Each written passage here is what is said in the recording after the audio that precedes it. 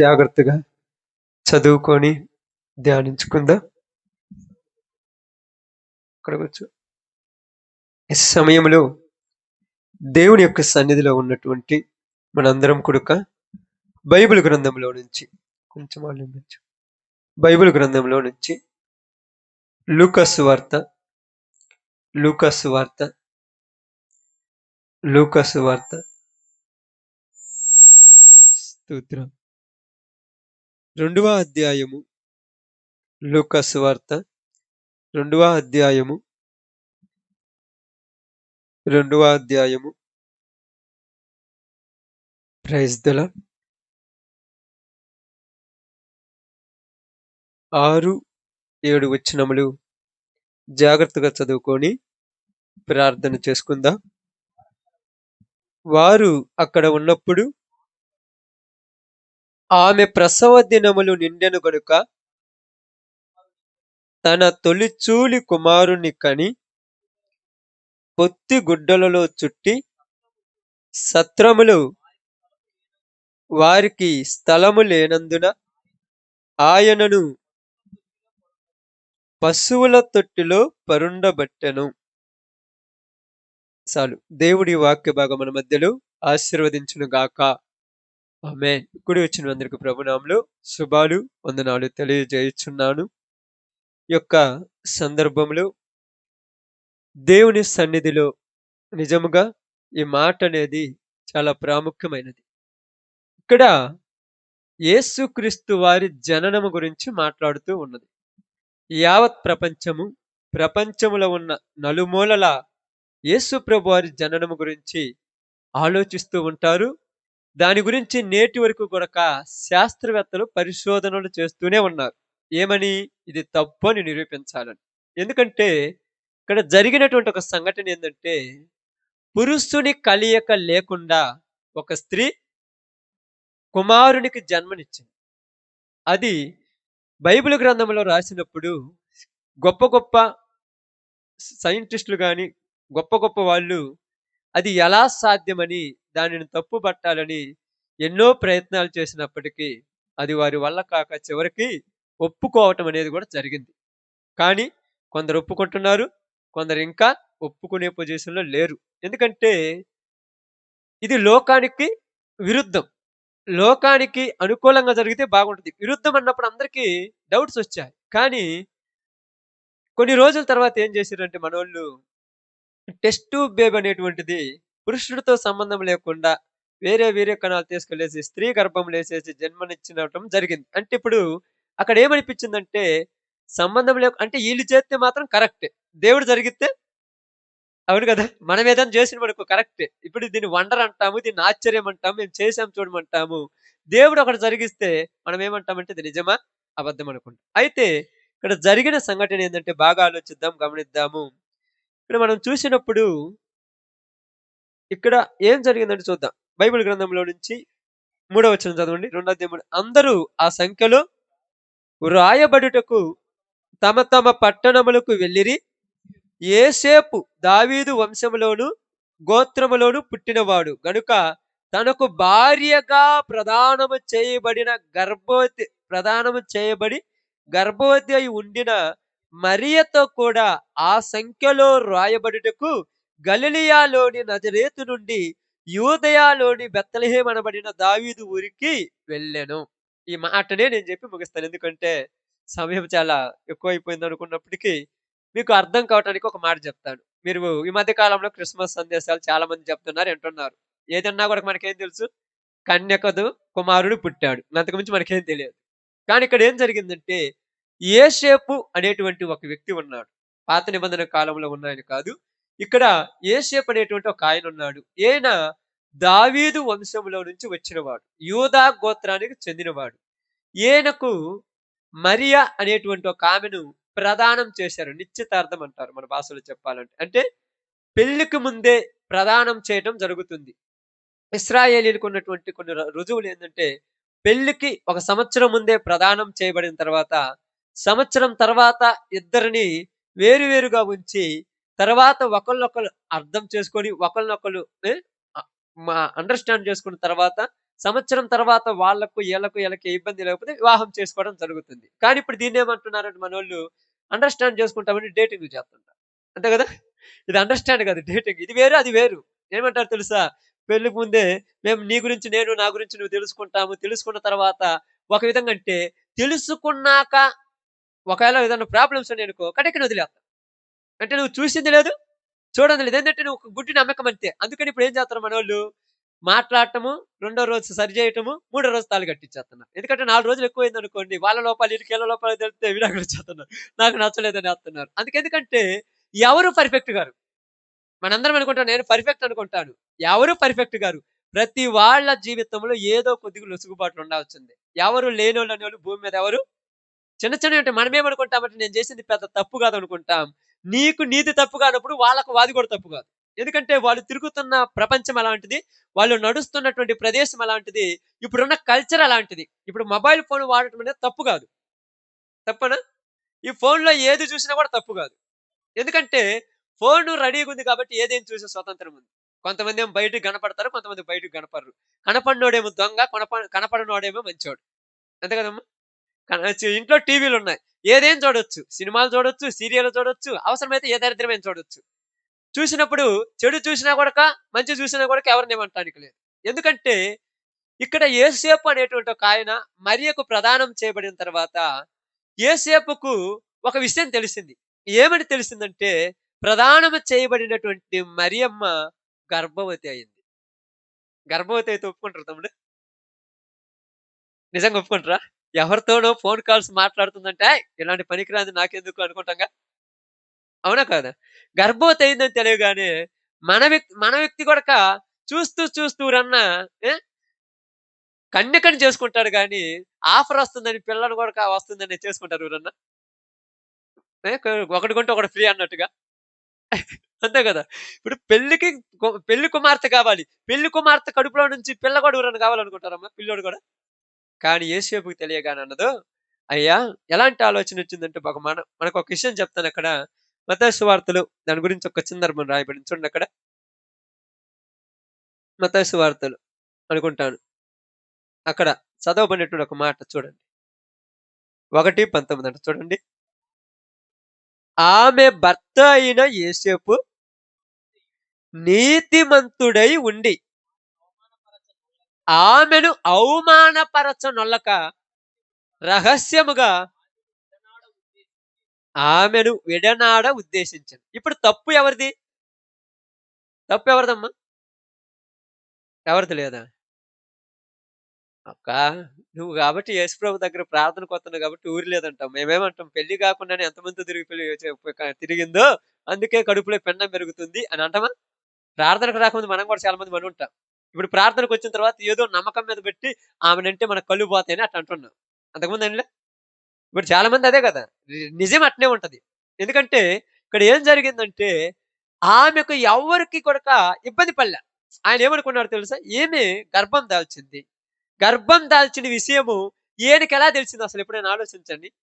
Already అంటే పొట్ట పైకొత్తే కనపడుద్ది. కానీ నెలలు పడే కొద్ది కదా! కానీ నెలలు గూడా పడలేదింకా.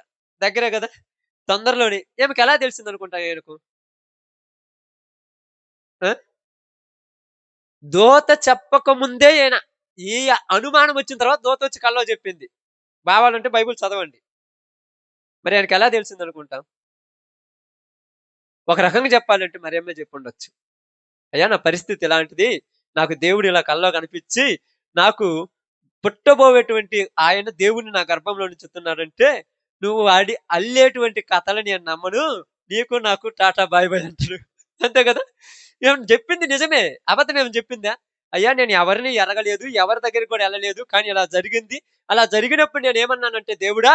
ఇలాంటివి జరిగితే ఊర్లో తలెత్తుకుంటానా? ఇలాంటివి జరిగితే నా తల్లిదండ్రులు నన్ను ఇంట్లో ఉంచుతారా? ఇలాంటివి జరిగితే అసలు నన్ను పెళ్లి చేసుకోవాలనుకున్న వ్యక్తి పెళ్లి చేసుకుంటాడా? ఇదసలు నాకు కరెక్ట్ గాదు అంటే, నీవు ధన్యురాలు అవుతావంటే దేవుడి మాటకు లోబడ్డాడు. దేవుడి మాటకు లోబడితే ఏమొచ్చిందామెకు? ఏమొచ్చిందమ్మా?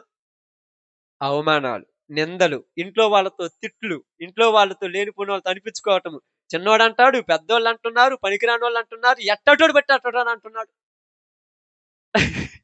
కాకులు అవటానికి అదేం నిజంగా అది అబద్ధం కాదు, నిజమది. ఇప్పుడు అబద్ధమైతేనే అంతంత మాత్రం ఉంటుంది. పుకారు వత్తుంటే అట్లా ఇప్పుడేంది నిజం. అదేంటంటే మనం ఏమనుకుంటాం చూసిర్రంటే రోజు రోజుకు పెరిగిపోతుంది కదా! పొట్టనేది. నెలలు పడే కొద్దీ పెరుగుతున్నప్పుడు ఇక్కడ నిజమే కనపడింది. అలాగ చూసినప్పుడు మనం బాగా ఆలోచించినప్పుడు ఏం జరిగిందంటే ఇక్కడ ఒక విషయము చాలా జాగ్రత్తగా గమనించండి. మరియా ఎప్పుడైతే యేసేపుతో ఆ విషయం సంభాషణ చేసిందో లేదా మరియమ్మ ఇంట్లో వాళ్ళు చెప్పారో ఈయనకి ఏది కూడా దాచిపెట్టదు. ఎందుకంటే ఇద్దరు అండర్‌స్టాండ్ చేసుకోవాలి కదా! ఒకళ్ళనొకళ్ళు అర్థం చేసుకోవాలి కదా! దాచిపెట్టిందనుకో అది తప్పయిపోద్ది. నిజం చెప్పేస్తుంది. నువ్వు నన్ను నమ్మితే నమ్ము. నమ్మకపోతే ఇంక నీకు నాకు కుదరదు జీవితాంతం. ఎందుకని? స్టార్టింగ్‌లోనే ఇలా ఉన్నాము. జీవితాంతం ఉంటదా? ఒక పూట అయితే ఫోన్‌లో చాటింగ్ అయితే 4 రోజులు చేసుకోవచ్చు. నచ్చకపోతే వదిలేయొచ్చు అంతేనక్క. కూర్చొని ఎదురు బల్ల కూర్చొని చూసుకోవటం, మాట్లాడుకోవడం అయితే నచ్చిన రోజులు నచ్చుతా తర్వాత నచ్చలేదు ఎళ్ళిపోద్ది. కానీ ఇప్పుడు తాళి కట్టాలి. 1 సంవత్సరం గాదు, 2 సంవత్సరాలు గాదు, జీవితాంతం ఏలుకోవాలి. రోజు నిన్ను అనుమానపడి నేనేడ బతికాను. అంతే గదా! చాలా మంది స్త్రీలంటారు. తాగుబోతోడితో చేయొచ్చంటంట, తిరుగుబోతోడితో చేయొచ్చంటారు గానీ అనుమానం పడితే అసలు చేయలేరంట.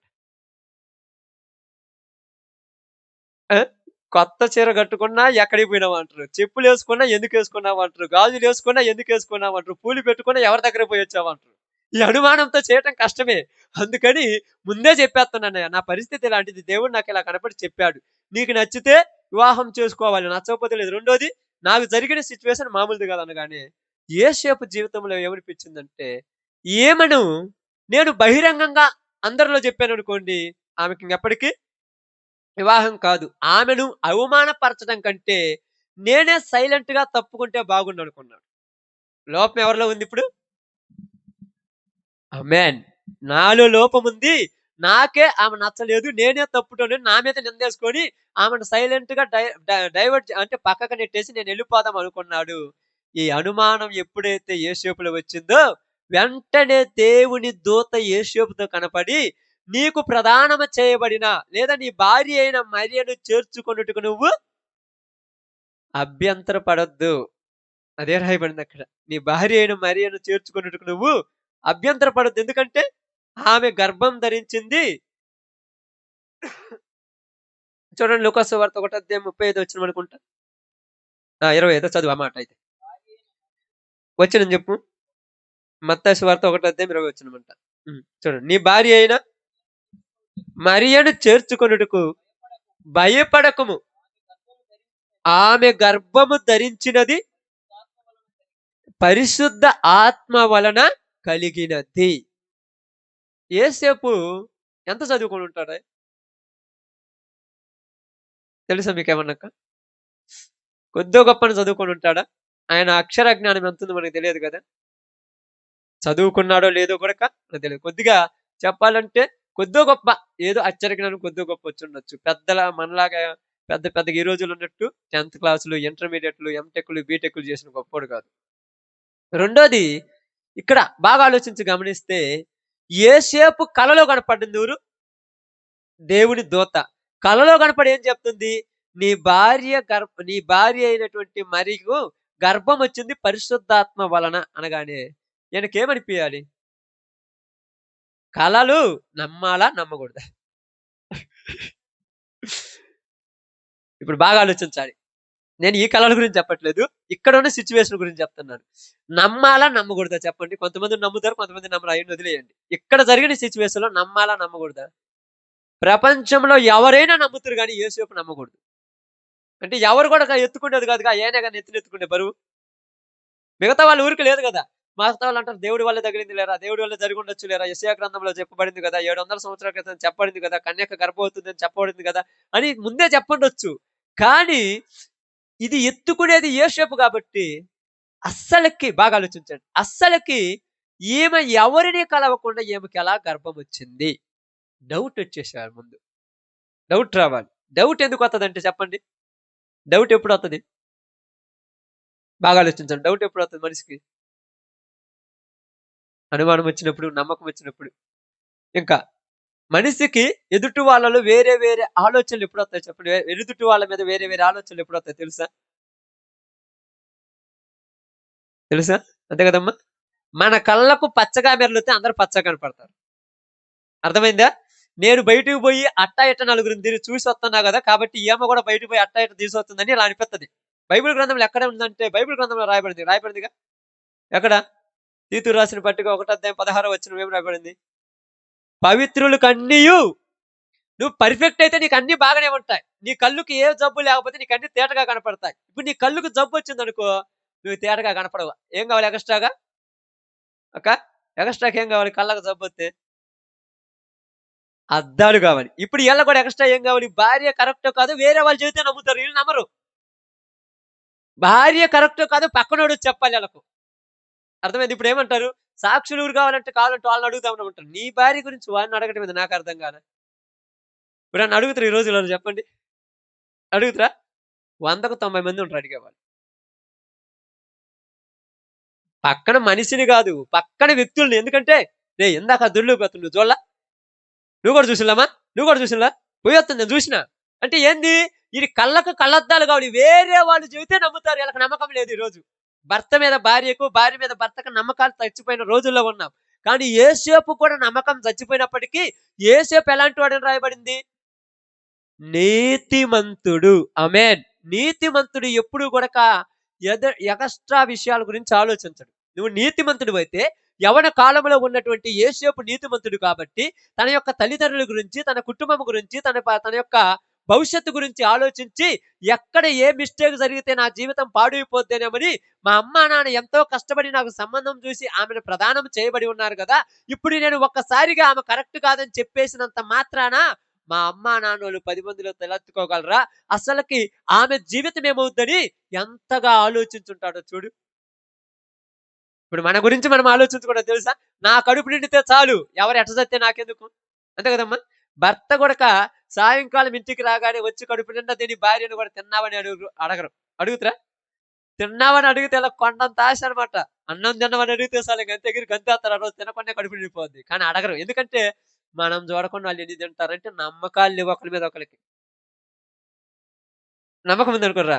తినలేదు పొద్దుట అంటే తినకుండా ఎట్టున్నావు, నీ కోసం ఎదురు చూస్తున్నానంటే ఎవరు ఎదురు చూడమనరు? బాగా ఆలోచించండి. యేసేపు నీతిమంతుడు. ఎప్పటి నుంచి నీతిమంతుడు? చిన్నప్పటి నుంచే నీతిమంతుడు. నీతిమంతుడు ఏం చేస్తున్నాడంటే తల్లిదండ్రులకు లోబడతాడు. నీతిమంతుడు ఏం చేస్తాడంటే పెద్దలను గౌరవిస్తాడు. నీతిమంతుడు ఏం చేస్తాడంటే అది నిజమా కాదని ఆలోచిస్తాడు. ఒక్కసారిగా పబ్లిక్‌లోకి రాడు. నీతిమంతుడు ఏం చేస్తాడంటే తన మీద ఉన్న బరువు బాధ్యత గురించి ఆలోచిస్తాడు. అలాగ ఆలోచించిన యోసేపు ఏం చేశాడో తెలుసా? మరియను అవమానపరచనొల్లక ఏం చేసిండు? మరియను అవమానపరచనొల్లక. అంటే ఎందుకు అవమానపరచడం లేదు? అంటే ప్రదానము చేయబడిన ఒక ఆమెనే అవమానపరచలేకపోతున్నాడు. ఆమె కల భార్య అయితే అవమానపరుస్తుందా?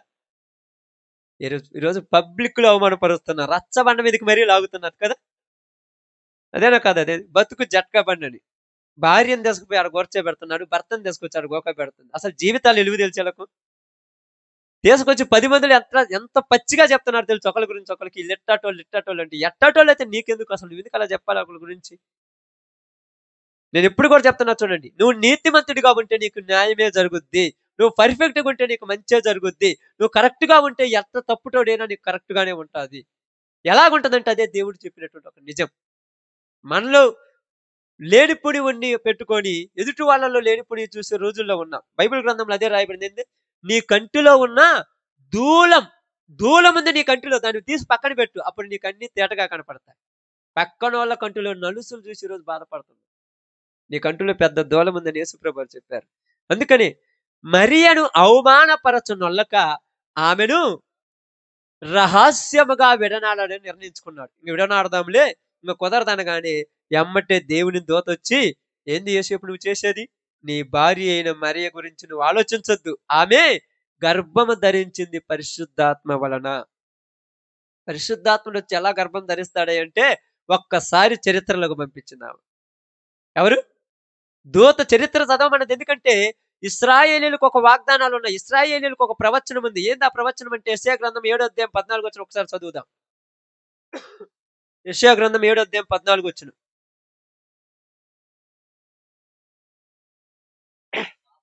కాబట్టి ప్రభువు తానే ఒక సూచన మీకు చూపును.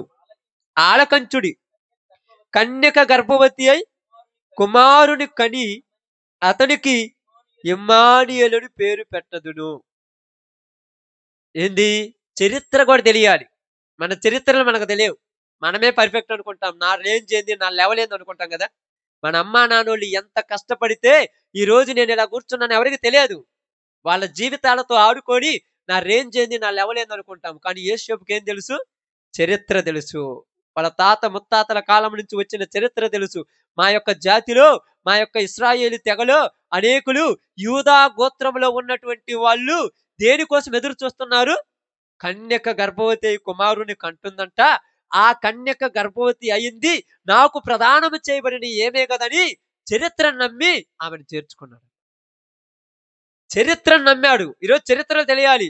ఎందుకు చరిత్రలు తెలియాలంటే మన పెద్దవాళ్ళు మన కోసం ఎంత ప్రయాసపడ్డారో తెలియాలి.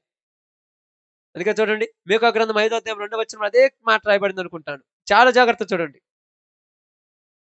త్వరగా ఎక్కువ సమయం కాదు. ఒక్క మాటే చెప్పుకుందాం. పడిందా? 5:2 బెత్లెహేమ ఎఫ్రతా యూదావారి కుటుంబములలో నీవు స్వల్ప గ్రామమైనను నా కొరకు ఇశ్రాయేలీయులను ఏలబోవువాడు నీలో నుండి వచ్చును. చాలు. ఎక్కడి నుంచంట? బెత్లెహేమ. అది యూదా ప్రధానుల్లో పనికిరాంది. దేనికి పనికిరాందని వదిలేశారు ఆ గ్రామాన్ని. ఇది వేస్ట్ అని వదిలేశారు. ఆ గ్రామం అసలు లెక్కలో లేకుండా చేశారు. కానీ ఆ బెత్లెహేములో నుంచే ఈ ప్రజలను పరిపాలించువాడు వస్తాడు. ఈరోజు మనం కూడా అనుకుంటాం. చాలా మంది అనుకుంటాం. కొంతమంది ఏమంటారంటే మన కుటుంబంలో నుంచి గొప్పోళ్ళు వస్తారా? మన కుటుంబాల్లో నుంచి గొప్ప గొప్ప ఉద్యోగాలు చేసే వాళ్ళు వస్తారా? మన కుటుంబంలో నుంచి ప్రాంతాన్ని ఏలే వాళ్ళు వస్తారా? మన కుటుంబంలో నుంచి ఇలాంటి వాళ్ళు వస్తారా అని మనం అనుకుంటాం గాని దేవుడు నీ కుటుంబం మీద దయ ఉంచితే పనికి రాకుండా ఊర్లో వెలివేయబడిన కుటుంబమైనా నీ కుటుంబం దేశానికి ఆదర్శంగా నిలబడేటువంటి బిడ్డలను తీసుకొస్తుంది బయటికి. అది అక్కడే రాయబడింది. బెత్లెహేమ, ఇదిగో నీవు యూదా ప్రధానులలో అల్పమైన దానిని, స్వల్పమైన దానివి. నువ్వు దేనికి పనికిరావనుకున్నారు. ఏటికి పనికిరాలని పక్కన నెట్టేశారు. దేనికి పనికిరాదని పక్కకు కొట్టేశారు. కానీ పనికిరాని దాన్ని దేవుడు ఏం చేశాడు? పనికొచ్చేదానిగా చేశారు. ఈరోజు చాలా మంది మీ పిల్లల గురించి అలాగనే ఉంటారు కదా. మీకు అదే మీ కళలన్నీ ఒకటే. మీరు గోల్ పెట్టుకొని ఉంటారు. మీ పిల్లోడి మీద నెలకు ₹1,00,000 సంపాయాలి, 2,00,000 సంపాయాలని. ఆ గోల్స్ ఇప్పుడు కాదు నెరవేరేది. టైం రావాలి. వాడు అందరూ 10,00,000 సంపాదించారు. వాడికి 50,000 వచ్చి, నీటికి ₹1,00,000 వచ్చి, నువ్వేంద్ర గాలికి తిరుగుతున్నావు అనుకుంటారు. పిల్లల మనసును నొప్పించడం కాదు. టైం వచ్చినప్పుడు ఆ అభివృద్ధి జరుగుద్ది. మనం నొప్పించుకుంటూ పోతే అవుద్దా? కళల కంటే వస్తాయా? కళల కంటే వచ్చే పని అయితే అందరూ ఎంటెక్లు, బీటెక్లు, అందరు ఇంజనీర్లు, డాక్టర్లు అయిపోతారు. మిగతా వాళ్ళు ఏడుంటారు? చాలా మంది ఏం చేస్తారు తెలుసా? నీ బాధ అంతే కాదనట్లేదు. ఏమంటాం తెలుసా? ఇదిగో ఈ టయానికి మేము అది సంపాదించి, ఇది సంపాదించామంటాం. ఈ టైం నీ టైం నీదే. కానీ ఇక్కడ ఏంది? పనికి రాని వాళ్ళని పక్కకు నెట్టేసినా దేవుడు ఆశీర్వాదం వారి మీద ఉంటే, వాళ్ళు దేవుని దగ్గరికి వస్తే దేవుడు వాళ్ళని ఏం చేస్తాడంట? ఏం చేస్తాడని రాయబడింది చదువు. చదువు ఆ మాట ఒకసారి. 5:2 జాగ్రత్త చదువు ఆ మాట. ఆ! ఆ! ఆ! నా కొరకు ఇశ్రాయేలీయులను ఏలబోయేవాడు. ఒకరోజు దేనికి పనికిరాడు. వీడి వల్ల ఏ ప్రయోజనం లేదన్నటువంటి వాడే నీ కుటుంబానికి దారి చూపించేవాడు అవుతాడు. జాగ్రత్త గుర్తుపెట్టుకోండి. మీ ప్రాంతంలో వాళ్ళు, మీ కుటుంబంలో వాళ్ళు, మీ వంశంలో వాళ్ళు ఇట్టాటోడు ఎందుకమ్మా వీడి వల్ల మన కుటుంబానికి చెడ్డ పేరు వచ్చిందని వాడిని నావార్త చేసి పక్కకు నెట్టేసి ఉండొచ్చేమో. వాడే ఆ కుటుంబం పరువు నిలబెట్టేవాడు అవుతాడు. జాగ్రత్త గుర్తుపెట్టుకోండి. మనమేమనుకుంటామంటే మొక్క నాటినామంటే ఆకు కొట్టాలనే రోజులు మనం. అంతే కదక్క. 10వ తరగతి అయిపోయినామంటే ₹1,00,000 సంపాదించాలి. ఇంటర్మీడియేట్ అయిపోయినామంటే 50,000 సంపాదించాలి. లేకపోతే కుదరదు ఇప్పుడు. ఎందుకు తెలుసా? ఎన్ని రోజులను సంపాదించారో మేమంట. మీరు వాళ్ళు సంపాదించినా కూడా మీరు ఆగరు. ఆగుతారక్క. మీ పని మీదే, వాళ్ళ పని వాళ్ళదే. కానీ ఎందుకు చెప్తాను తెలుసా? పనికి రాని వాళ్ళని మీ కుటుంబంలో వాళ్ళని ఎప్పుడు పక్కకు నెట్టగాకండి. ఒకటే చెప్పండి. దేవుని దయ వాళ్ళ మీదకి రప్పించడానికి వాళ్ళని దేవుడి దగ్గరికి రండి. లేదా మీరు ప్రార్థన చేయండి. ఆ పనికి రాని వాళ్ళు ఏమయ్యారంట? ఆ ప్రాంతాన్ని ఏలేవాళ్ళు. ఆ ప్రాంతాన్ని ఏలుతుంది. అప్పుడు బెత్లెహేం అనేది అసలు లెక్కలో లేకపోయినను అనేకులు బెత్లెహేముకు వచ్చేటట్టు జరిగిందక్కడ. అందుకే జరిగింది. ఇక్కడ బాగా గమనించి ఆలోచించండి ఈరోజు చెప్తున్నాను. యేసేపు బెత్లెహేము ఊరివాడు. ఆ బెత్లెహేము ఊరివాడైన యేసేపు బెత్లెహేము నుంచి ఏమయ్యాడు? నజరేతుకెళ్ళిపోయాడు. ఎందుకెళ్ళిపోయాడు నజరేతుకి చెప్పండి? ఆ! ప్రజాసంఖ్యకొచ్చింది బెత్లెహేముకు. నజరేతుకి ఎందుకెళ్ళియాడు తెలుసా? చదవండి ఆ సందర్భాన్ని మీకు అర్థం కావటానికి చెప్తున్నాను. ఏది 2 అధ్యాయం లోక సువార్తలో మీకు అర్థం కావటానికి చెప్తాను త్వరగా. 4 వచనం నుంచి చదువుతాను. లేకపోతే 1 నుంచి చదవండి. ఆ దినములలో సర్వలోకమునకు ప్రజాసంఖ్య రాయవలెనని కైసరు ఔగుత్తు వలన ఆజ్ఞ ఆయను. ఇది క్యురేనియుస్ సిరియా దేశమునకు అధిపతి అయి ఉన్నప్పుడు జరిగిన మొదటి ప్రజాసంఖ్య. అందరును ఆ సంఖ్యలో రాయబడుటకు తమ తమ ప్రాంతములకు వెళ్ళిరి. యేసేపు దావీదు వంశములోను గోత్రములోను పుట్టినవాడు గనుక తనకు భారీగా ప్రదానం చేయబడిన గర్భవతి అయి ఉండిన మరియతో కూడా ప్రజా సంఖ్యలో రాయబడుటకు గలిలయలోని నజరేతు నుండి ఎక్కడున్నాడిప్పుడు? గలిలయలోని నజరేతుకు. గర్భం దాల్చింది ఎక్కడేమా? బెత్లెహేములో. మరి నజరేతుకు ఎందుకెళ్ళింది? ఆ ప్రాంతానికి ఎందుకెళ్ళింది? గలిలయలోని ఆ ప్రదేశానికి ఎందుకెళ్ళిండ్రు? ఎందుకెళ్లారంటే అక్కడ జరిగిన సిట్యుయేషన్ ఏందంటే స్వంత గ్రామంలో ఉన్నారు గదా! గర్భం దాల్చినప్పుడు. ఉన్నిత్తరక్క? ఏ? పెళ్లి గాకుండానే మీ కుమార్తె గర్భం దాల్చి 9 నెలలు, 8 నెలలు వచ్చిందంటే ఊర్లో ఉన్నిత్తరా? వెళ్ళగొడుతుంటే యోసేపు ఏం చేశాడో తెలుసా? నేను నిన్ను వెంట బెట్టుకొని ఎళ్తానని ఎళ్తున్నాడు. చూసే వాళ్ళందరూ ఏమన్నారు? ఏమనుంటారు చెప్పండి? వీడికి మంచి ఆఫర్ దొరికిందిరా! పెళ్లి గాకుండానే తండ్రి గాకుండానే తండ్రి అవుతున్నాడు. ఎంత ఆఫర్ ఈడికి అన్నట్టున్నారు. కానీ యోసేపు ఏం చేశాడో తెలుసా? ఎక్కడా గూడక నవ్వుల పాలైనా తల వంచుకొని ఎళ్ళాడు గానీ తలెత్తి మరలా మాట్లాడలేదు. ఎందుకు? అది ఎవరి నిర్ణయం? దేవుని నిర్ణయం. దేవుని నిర్ణయం ఒక టైమొచ్చేదాకా ఎదురు చూడాలి మనం. మనం తొందరపడితే మన పరువే పోతుంది. అందరంటున్నాడు, "ఏందిరా, ఏందిరా పెళ్లి కాకపోయింది ప్రదానం చేయబడ్డది పెళ్లి కాకముందే అలా తీసుకెళ్ళావు." ఎందుకంటే, అక్కడ తీసుకెళ్ళటానికి గల కారణం ఏందంటే, ఇశ్రాయేలీయులు పెళ్లి కాకుండా స్త్రీ గర్భం దాల్చితే రాళ్లతో కొట్టి చంపాలి. కానీ ఆమెకు అవమానం ఎక్కడ రాకూడదు. ఆమెకు ఏ ఇబ్బంది జరగకూడదు. రెండోది ఆమె గర్భములో ఉన్న శిశువు భూమి మీదకొచ్చేంత వరకు నేను భారం భరించాలి. బాధ్యత తీసుకోవాలని ఆమెను తీసుకొని నజరేతుకెళ్ళాడు. నజరేతు నుంచి మళ్ళా ఏం చేస్తున్నాడు? బెత్లెహేముకొచ్చుచూ ఉన్నాడు. 9వ నెల చివరి మూమెంట్‌లో ఉంది. ఆ నెలలో వస్తూ ఉన్నప్పుడు ఆమె అడుగు తీసి అడుగేయలేకపోతుంటది తెలుసా? ఇప్పట్లాగా ఏమన్నా కార్లు, బర్రెలు ఏమి లేవు గదా! ఆ ఒంటె మీదో లేకపోతే నడిపించుకొనో రావాలి. అడుగు తీసి అడుగేయలేకపోతుంటే ఆమె ఆయన భుజాల మీద చెయ్యేసుకొని నడుచుకుంటూ వస్తున్నప్పుడు ఇసుక్కుంటుందా? ఇసుక్కుంటరమ్మా.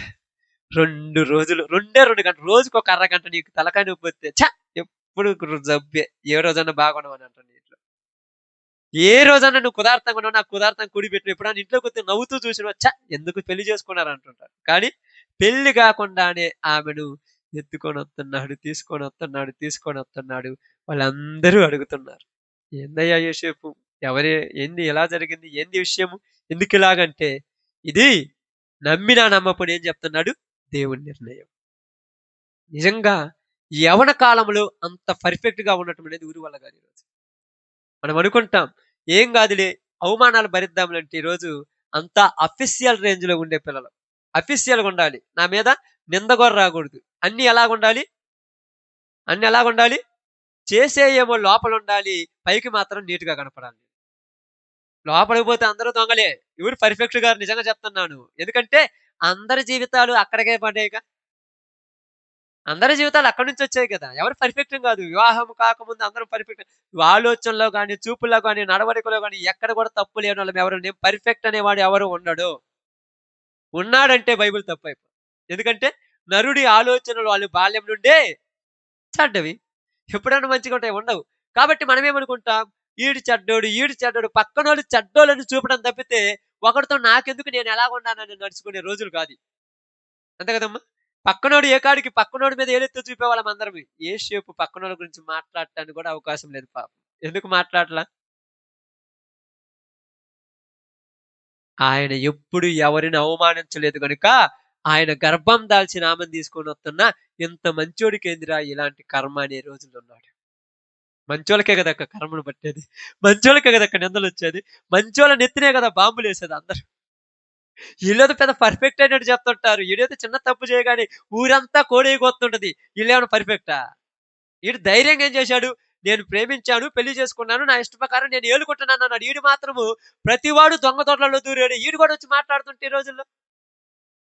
దొంగ దొరలలో దూరుతున్న ప్రతివాడు, దొడ్డిదారులలో నుంచి వెళ్తున్న ప్రతి ఒక్కడు మాట్లాడతాడు ఈడి గురించి. వాడిదెంత ధైర్యం ఉన్నాడు కాబట్టి, ఎంతైనా అవమానమైనా ఒక్కళ్ళనే చూశాను, వాళ్ళని వివాహం చేసుకున్నానన్నాడు. ఇప్పుడు ఈడికి ఇలుగెత్తరక్క? చెప్పండి ఎత్తరా? అసలు మన కులమా? మన జాతా? మన పద్ధతా? ఏందసలు? ఏముంది? ఏం చేస్తారు? ఉన్న ఇలువ పోగొట్టే రాజులే. కానీ ఎదురు తిరిగి నువ్వు కరెక్ట్ అని చెప్తే, నేను ఎన్ని తప్పులు చేసినా గూడక పర్ఫెక్ట్‌గా ఉన్నాను. తప్పులు చేసినా పర్ఫెక్ట్‌గా ఉంటారా? కానీ ఇక్కడ ఏం జరిగింది? నిందలేయటానికే మనుషులు పుట్టారు. నిందలేయటానికే. కానీ యేషోపు విషయంలో నిందలు కాదది. నిజమైనా గూడక యేషోపుని ఎందుకు నోరెత్తి మాట్లాడలేదంటే, ఎవరు ఎలా ఉన్నా యేషోపు ఒక్కళ్ళని గూడా ఏం మాట అనేవాడు. ఆయన గురించి అదే రాయబడింది. యేషోపు ఏందంట? నీతిమంతుడు. అందుకే దేవుడు యేసేపుకు ప్రదానము చేసిన తర్వాత మరియమ్మ గర్భంలో పిండాన్నేశాడు. అంతకుముందు యేసుంటే బాగుండు. అంతకుముందు ఎయలా. ఎందుకెయలా? ఎందుకెయలేదు చెప్పండమ్మా?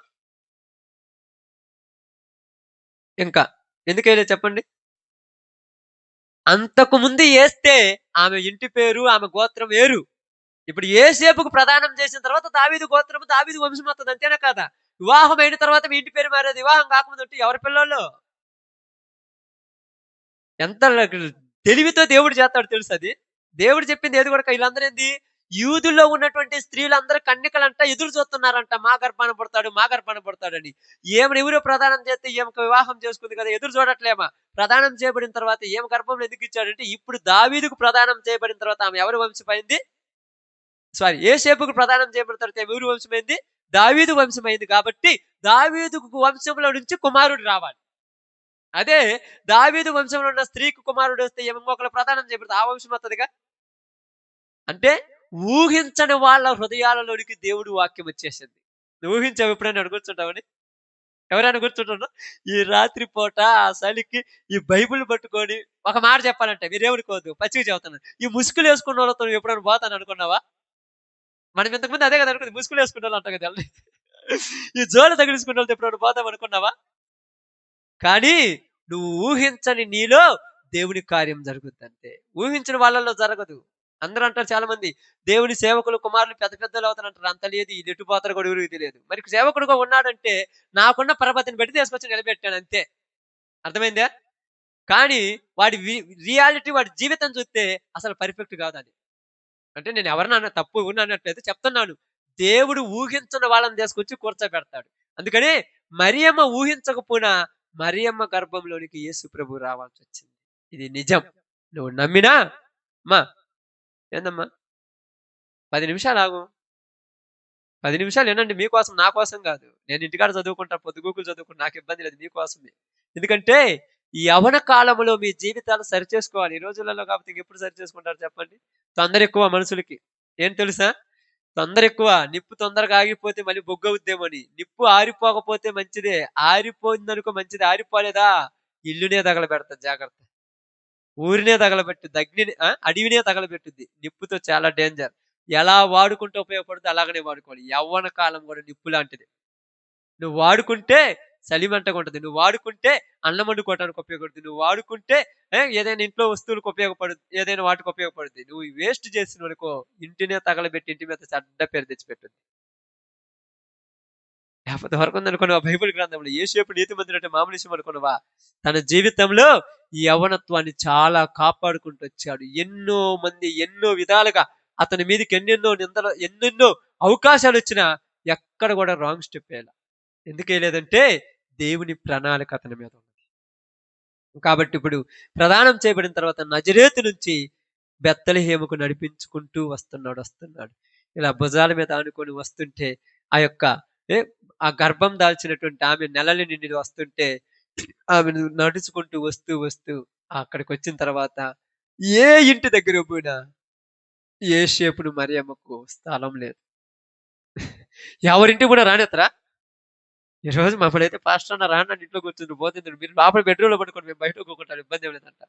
కానీ యేసు ప్రభువుకు జన్మనివ్వటానికి వచ్చిన మరియమ్మను మాత్రం ఎవరు చేర్చుకోవాలి. యేసేపు పోయి తలుపు తడితే మా ఇల్లంతా నిండిపోయింది, చేర్చుకోవటానికి మా ఇంట్లో ప్లేస్ లేదు, వెళ్ళిపోమన్నాడు.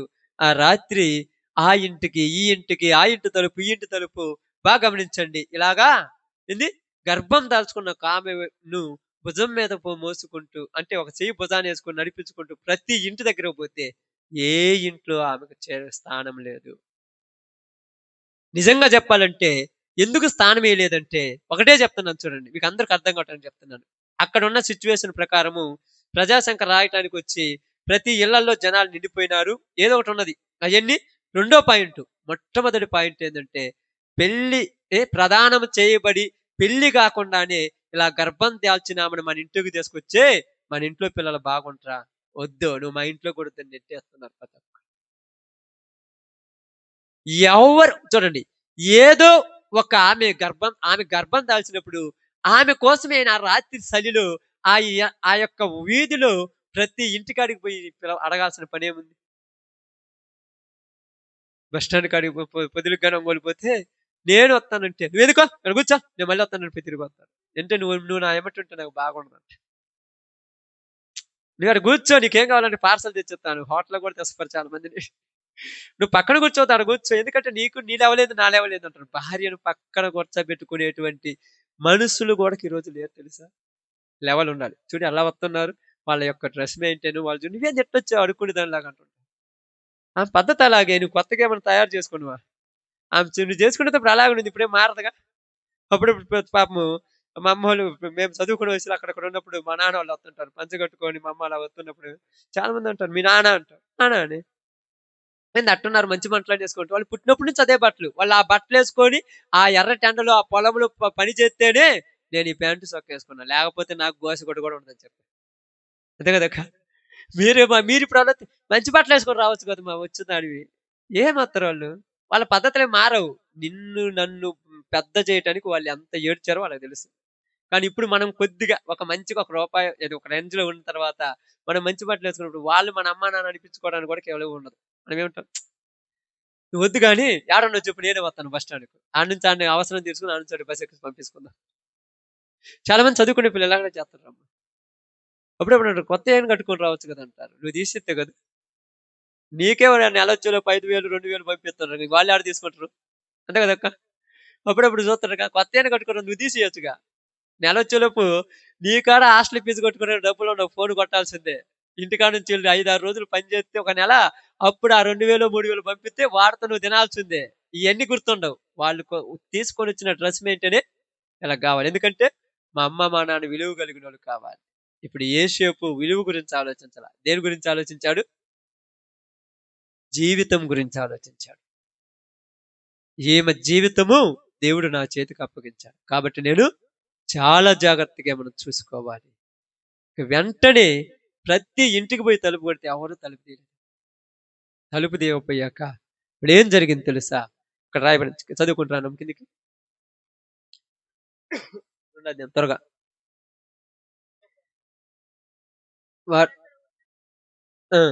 సారీ 11వ వచనం చదవండి. లేకపోతే మత్తయి సువార్తలో చూడ సందర్భము తొందరగా ప్రార్థన చేద్దాం.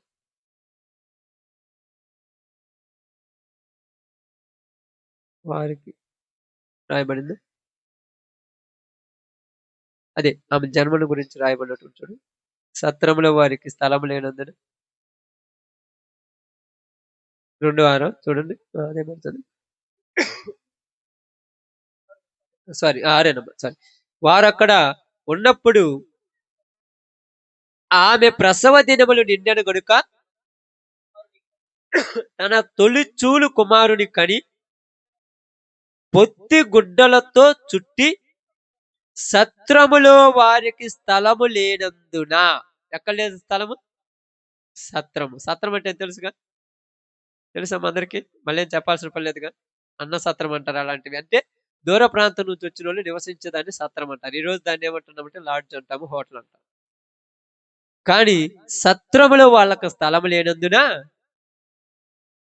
పశువుల తొట్టులో పరుండబెట్టెను. అంటే ఇక్కడ స్థలం లేదు కాబట్టి వెళ్లి అక్కడ ఒక పశువుల తొట్టుంటే, ఆ పశువులు మేసేటువంటి ఆ యొక్క పాకలోనికెళ్లారు. తెలుసు కదా!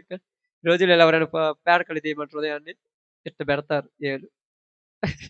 నిజంగా ఎప్పుడు గూడక పొద్దున్నే లేసి అయి తీయమంటే ఇట్ట టేలు పెడుతుంటారు. నాకర్థం కాదు పాపం. ఎవరు పట్టుకుంటారు ఛీ అంటుంటారు. వాళ్ళకర్థం కాల అయన్నీ అమ్మితేనే ఈడు ఈరోజు అంత పెద్దోడయిండని. అంతే కదక్కా! అప్పుడప్పుడు చాలా మంది అంటారు. "ఏందిరా ఈ గలీజ్" అంటారు. ఆ గలీజ్ ఉంటే నువ్వు అట్టున్నావు. లేకపోతే నువ్వు ఇంగా గలీజోడివి అయిపోయేవాడివి. అది నిజం. నిజాలు ఎట్టే ఉంటాయి చాలా మందికి నచ్చవు. నచ్చకపోని మనమేం చేయలేంగా. సత్రంలో స్థలం లేకపోతే పశువుల పాకలోకెళ్ళి అది మొత్తం శుభ్రం చేసి, పశువులు తాగేటువంటి తొట్టున్నది చూడు.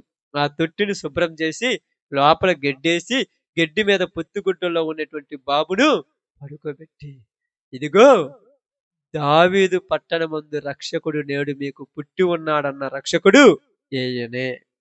ఇదంతా నేను దేనికి చెప్పాడంటే, ఆ రక్షకుడు ఎక్కడో ఒక రాజగృహంలోను, లేకపోతే అద్దాల మేడలోను, లేకపోతే హైటెక్ కలిగినటువంటి పెద్ద పెద్ద దాంట్లో పుడితే నమ్ముతాం.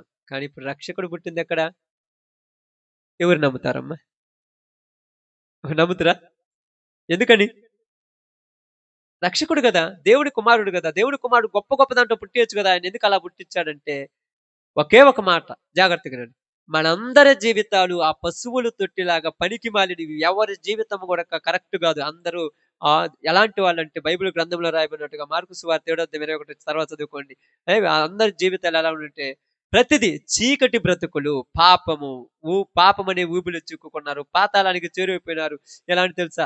దొంగతనములు, మద్యపానములు, అనుమానములు, వ్యభిచారములు, త్రాగుడు, తిరుగుబోతనము, ఇంక చెప్పాల్సినవి దొంగతనములు, అభిచారములు, విగ్రహారాధన, జారత్వము ఇలాంటి కట్టికమైనటువంటి ఆ పశువుల తొట్టిలాగా కంటే కంపు కొట్టుకుపోతున్న జీవితాలు ప్రతి ఒక్కరి.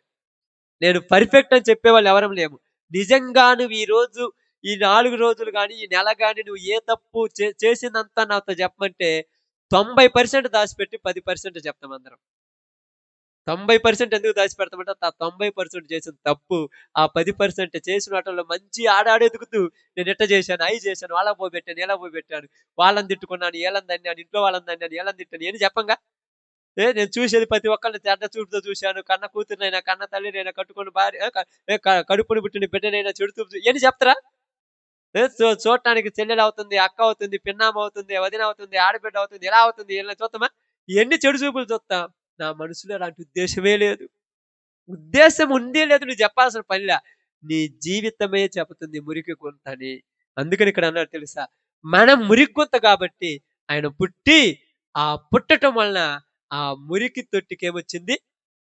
ఆమేన్. విలువ. అవునా? అందుకే గదా! అక్కడ నుంచి గొర్రెల కాపరులొచ్చి అక్కడ కూర్చున్నారు. విలువొచ్చింది. ఎందుకు విలువొచ్చింది? యేసు ప్రభు పుడితే విలువ. ఆ బ్రతుకు పశువుల తొట్టి కంటే పరమ దరిద్రమైన బతుకు ప్రతి వాళ్ళది. నాది కూడా నేనెప్పుడు చెప్తాను. నేను యేసు ప్రభుని నమ్మకం ఉంది. నా జీవితం పర్ఫెక్ట్ అని నేనెప్పుడు చెప్పను. ప్రతి దరిద్రపు జీవితమే. ఎప్పుడైతే యేసయ్య ఇక్కడ పుట్టాడో అప్పుడిక్కడ ఏమి లేదు? దరిద్రము లేదు. ఇక్కడేమి లేదు? పాపము లేదు. అందుకనేమో తెలుసా? నిజమై అదేమని? చీకటిలో నుండి ఆశ్చర్యకరమైన తన వెలుగులోనికి పిలిచాడు. మనందరం చీకటి బ్రతుకులు, తప్పుడు బ్రతుకులు, రహస్య జీవితాలు. ఆ రహస్యంలో నుంచి ఏం వచ్చిందంట? వెలుగు. ఇప్పుడు నీ జీవితం గురించి ఎవరి దగ్గరైనా పబ్లిక్ చెప్పగలవు. ఎక్కడికెళ్తున్నావు అంటే ప్రార్థనకు పోయొచ్చాను. నేనేం తప్పు చేశానని అనగలవు. నేనేం తప్పు చేయలేదు. దాచిపెట్టుకునేదేం లేదు. ప్రార్థనకు పోయాను. ప్రార్థన నుంచి ఇంటికొచ్చాను. ఇంటికొచ్చి అన్నం తిన్నాను, పడుకున్నాను, ఉదయాన్నే లేచాను, పనికొచ్చాను. ఇదే నా జీవితం. నువ్వేం చెప్పినా నేను నమ్మను. ఎందుకంటే నా జీవితం నిజం. నిజాలు చెప్పే రోజుల్లోకొచ్చాం అబద్ధాలు చెప్పే రోజుల నుంచి. ఇదివరకు అబద్ధాలను ఎతుక్కోవాల్సొచ్చేది. ఏది అల్లుదామా, సాయంత్రానికి ఏది అల్లి చెబుదామా, ఏ కథ అల్లుదామా, ఏ కథ అల్లుదామా. ఇప్పుడు కథలు అల్లాల్సిన పనిలే. నిజాలు చెప్పేద్దాం. కొంపలు మునగవుగా. యేసు ప్రభు ఆ తొట్టిలో పుట్టిన తర్వాత ఆ తొట్టికిలి వచ్చింది.